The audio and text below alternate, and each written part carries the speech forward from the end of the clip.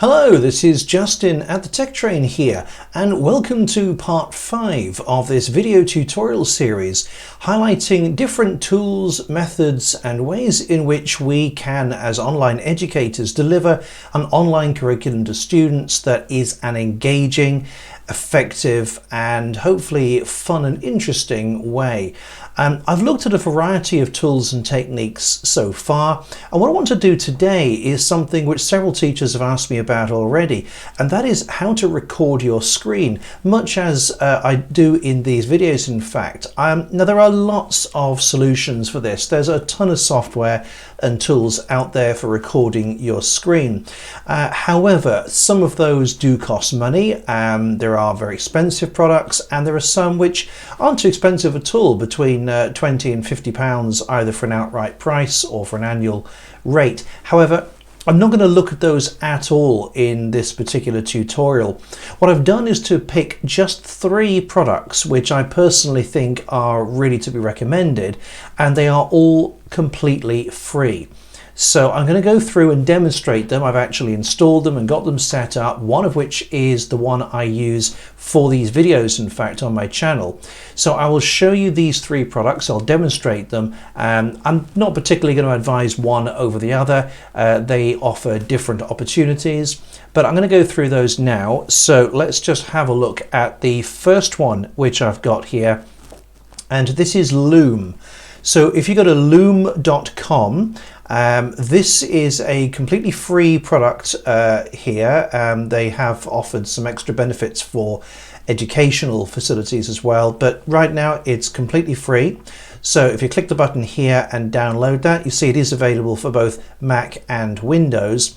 And this product here, so I've installed it, I'm going to run it now. Now I am already recording my screen, so one of the features, which is the webcam, won't actually display. But you can see that I've got 2 windows here. Let me just switch over to this screen here. In fact, let's actually go to Google for the moment, just so we don't have anything else there. So this is the floating panel, which you'll see on your screen, and this would be your webcam if you have one. Of course, you may decide not to include your webcam, which is fine. But because I'm already using my webcam with another piece of software, it's not going to show up there. But you can see that it's movable. You can place that where you want to on the screen, or as I say, you can get rid of it.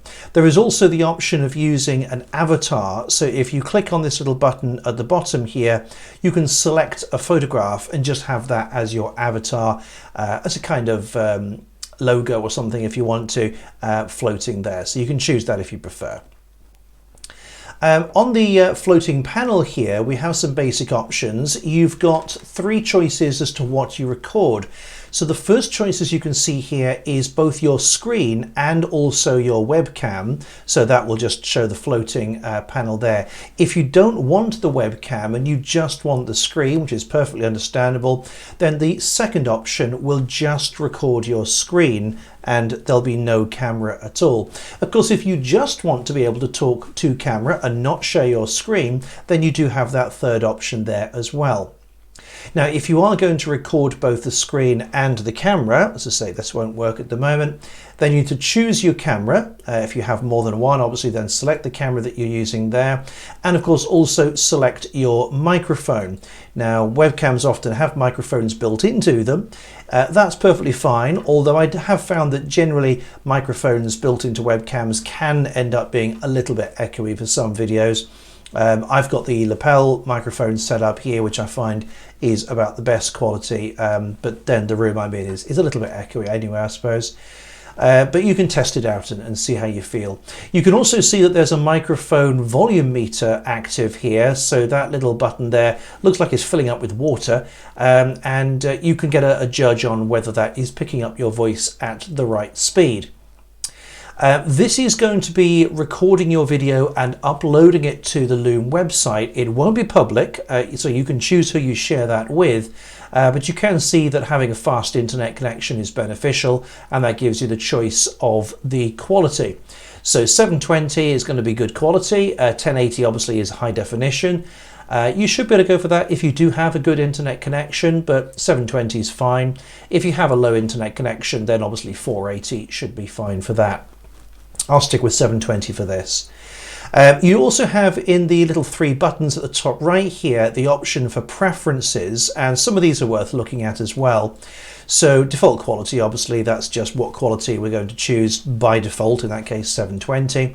Highlight mouse clicks, so that will show a little sort of spotlight flash wherever you click. And that can be quite useful because when you are clicking on buttons or clicking on images or shapes, whatever it is, it's not always obvious. There's no audio sound, there's no way to tell that you're clicking. So highlighting those is really useful. Recording countdowns. So if you press record, sometimes you'll want to just drag something in or move the recording window off the screen. And in that case, it gives you a 3, 2, 1 countdown. You'll see that happen in a second. Obviously, flip camera is more if you're using a mobile or a tablet or something. And then the control menu and recording mono, again, that's probably going to be what you'll use anyway. So I'll close that window. And what I'm going to do is click this start recording. So there's a 3, 2, 1 countdown. Okay, so it is now recording. You heard a little beep then. I think I came in just before the beep actually, so there is that. Now what you'll not see at the moment is on the far left hand side of my screen there's a little red square for stop recording. Now I'm actually, I've got 3 monitors set up here, and this is the one problem I've found with Loom, is that it doesn't give you the option of choosing which monitor to use. So by default, it's spread itself out across all 3 monitors. So the control box is on the far left side. In fact, that's where the webcam thing is as well. That keeps shifting off to the left-hand side. So if you do have a multi-monitor setup, Loom is probably not quite the right choice. But if you're normal and you just have the 1 monitor, then that would be fine for you. So let me just click the stop button now. So I'm going to click stop. There is also a pause button in there as well, so you can pause the recording if you want to. So there you are. You can see that it's recorded all 3 monitors there. So on the left hand side is the left hand monitor where the software that I'm using to record this video is running. Got a couple of things open on the right hand monitor and then this in the middle. So we can see that the length of that, 53 seconds. I can then play that. So if I play that now, it's now recording. You heard a little beep then. I think I came in just before the beep actually, so there is that. There we are. So that has recorded. We can trim the video, so you can see that there is some basic edits here. So we can use the trim button and select the part of the video that we want to use. So let's just return to video at the moment. You can choose a thumbnail if you wanted to. Not particularly important, but you might want a particular thumbnail perhaps rather than the default starting screen as it has there. The most important thing probably is this sharing link on the right hand side. So this is your URL. So this address here, you can copy that and then send that to people for them to be able to see. And as you can probably see down here, you have your privacy settings, and it does give you the opportunity to add a password so that you can only see this video if you have and enter the password correctly, which can be quite useful. And that's it. So it's pretty straightforward really. The installation was quick and simple. There wasn't really any problem at all with that. I had to register using my email address, although I think there is an option to register using Google. I had to verify my email address, but other than that, it was pretty easy. So that's Loom. The second one, which I would recommend, is Screencastify. Now, Screencastify, slightly different. It's not an installed package as Loom is. This is something that works with Google Chrome, so it works in your browser. Now, I've already installed it, and again, pretty painless. It's the usual, click the Add to Chrome, and then it asks you for permissions. You've got to sign in to Google. And once you've done that, then you have at the top right corner here, you might just be able to see that, a little kind of pink arrow with a white video camera in it. So if I just quickly click over to Google here. So to record this, click that little arrow, a little pink arrow at the top. That'll bring up this little menu. And similar to the Loom program, it gives you a choice of what you want to record and what you want to record with. So you have the browser tab. So if you just want to record what's in your browser, choose that option.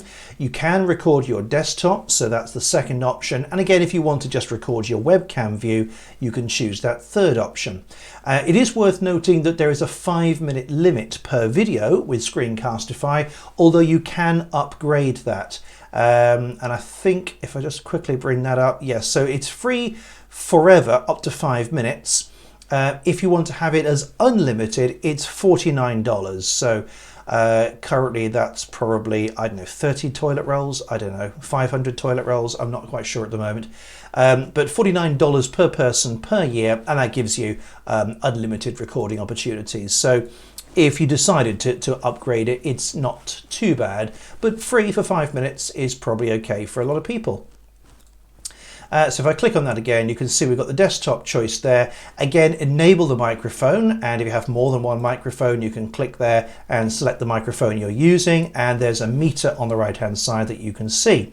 And if you want to embed your webcam, again, you can do that. Simply switch the webcam on and use that. Again, that probably won't work because I'm using that. In fact, I know from testing it earlier on, if I do enable the webcam, because I'm already using it, it will just crash the program and it won't work. So I'll turn the webcam off for the moment and then click record. Okay, so it's asking me then if it wants to, for me to share the contents of my entire screen. So again, I've got a triple monitor set up, so it's looking at the whole thing. However, if I click on the right-hand tab, I can choose the application or program that I want to record. So if you're using some whiteboard software, for example, and if you're interested in that, I believe it is in, I'm just looking at my list now, I think it's the next, yes, I think it's the next video in this tutorial series. Actually, I will be looking at whiteboard software. So if you wanted a whiteboard software, or you're doing something in a drawing program or PowerPoint or whatever, then you can click on application window and select the application.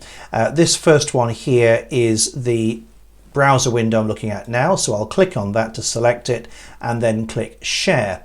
So that is now recording, or it will in the countdown. There we are, 3, 2, 1 countdown again. And this is now recording this application. Now it's important, if I was to bring another application in, it would not worry so much about that, but it is recording at the moment the Google browser that I'm using.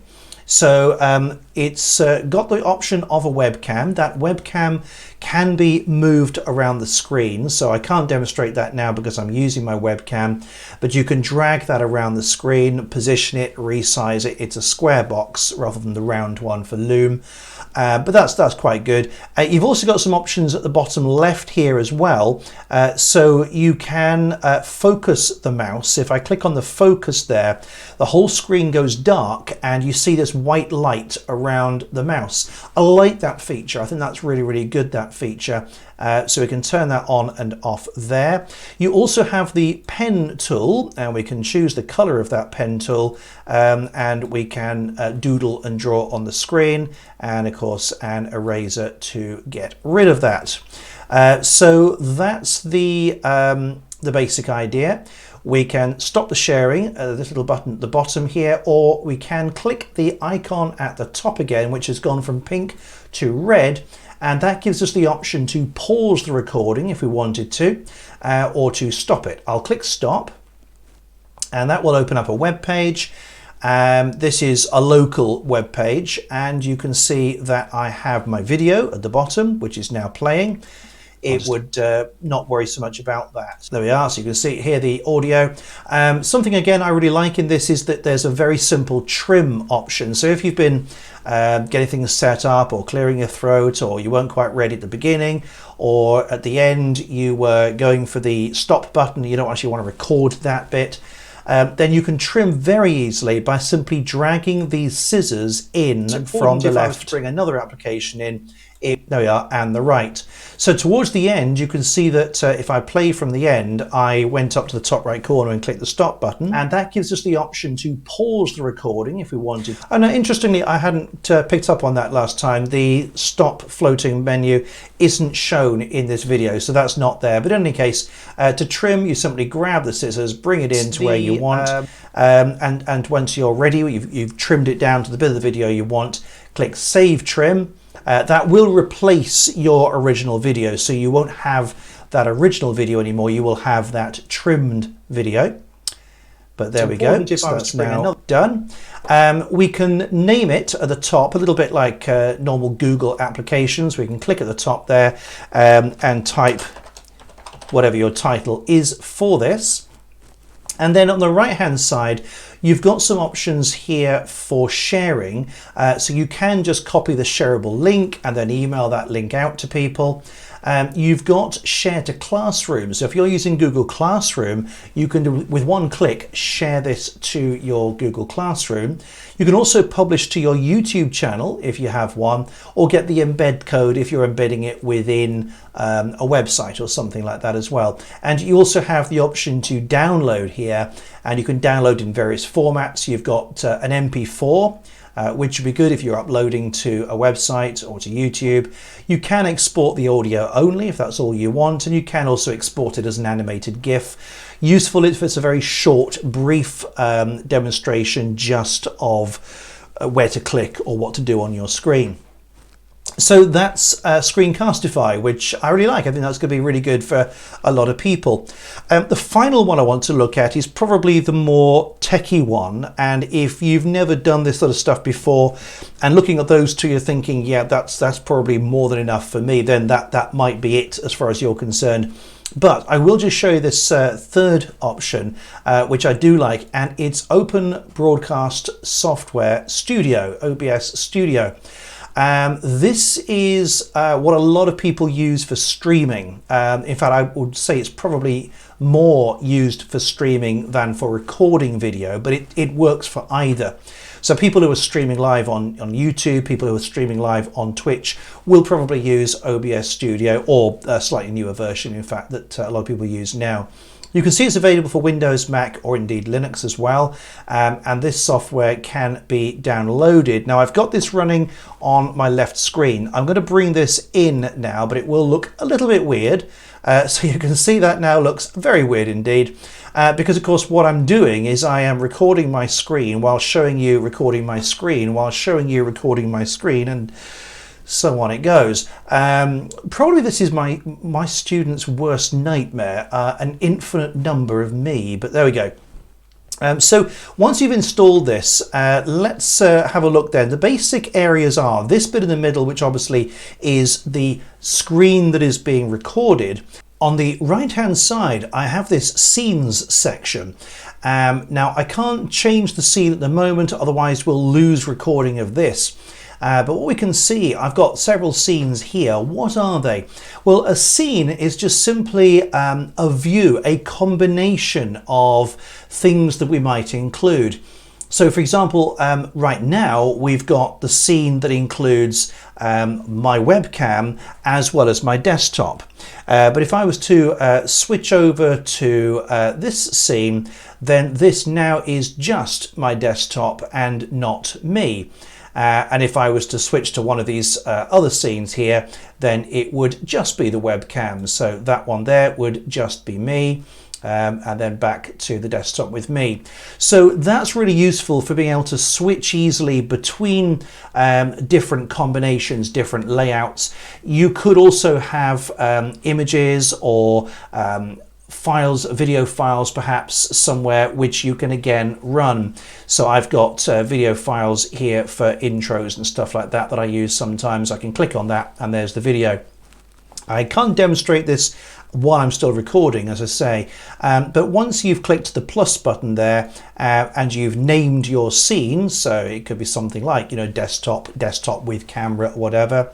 Once you've done that, for each scene on the left hand side here in sources, you simply need to click the plus button and choose the things you want to add. So for example, the display capture would be your screen. You can also decide what part of the screen you want to include.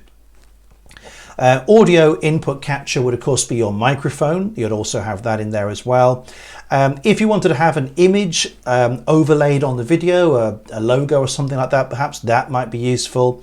If you want to include a video, you can have a media source there. And that's probably all you really need for most of what you do. So once you've got your scenes set up on the right and your sources on the left there, the only other thing to worry about is your button here for start and stop recording. You've got some settings down here which will allow you to choose where those videos will be saved, but by default, if you're on a Windows computer, they'll be saved in the videos folder in your documents area. So you can simply go to there, but you can change that if you want to in settings. There are some other settings here, but to be honest, for this just basic introduction, I don't really want to worry too much about what those are. So this is basically a very, very quick overview of what OBS Studio is and how it could be useful to you. So I will leave it there. That's the 3 video products which I recommend. So all 3 of those products are totally free. We can see with Screencastify, you've obviously got the option to upgrade to have unlimited videos, but if you're only doing 5-minute demos, then that's fine. And of course, you can string those 5-minute demos together if you wanted to. That's not a problem. So I fully recommend all 3 products. I think for anyone delivering online teaching, they are really, really useful resources. It's useful because you can't always explain everything using words in an email or a document. Being able to demonstrate something is fantastic. If you have an actual whiteboard behind you and a camera, you could demonstrate things on the whiteboard. In the next video, I will actually be demonstrating some virtual whiteboard software which you could use, as well as some online collaboration tools which will get students engaged. You could also have a whiteboard on the screen and demonstrate things. So if you're teaching maths or something, you could demonstrate how to do certain calculations by actually writing on the screen or on the paper. And you can also include videos, as I say, and then talk about those videos or talk over a muted video. The combinations are unlimited, really. So it's a really fantastic way of getting your message across and also getting students engaged, which is really half the trouble at the moment. Students are going to be more interested in watching and listening to a video than just reading reams and reams of notes, of course. So that's it. If you enjoyed this video and you found it useful, please do give it a thumbs up. That does make a genuine difference. If you know other teachers that would find this useful, then do please share this video with them. And if you haven't subscribed to the channel already, it would be fantastic if you would, because then you'll be notified when I upload new videos like this with other new recommendations for things that could well be helpful to you. Finally, if you have any questions or comments, do leave them below. I do read all comments and I do try to respond to them as quickly as I possibly can. Certainly if it's urgent, I try and prioritize those. So do leave a comment below whether you have a question or just want to say hello and thank you. That'd be fantastic too. And that's it. So I will see you in the 6th installment of this video series, which will look at whiteboards and collaboration. So until then, bye for now.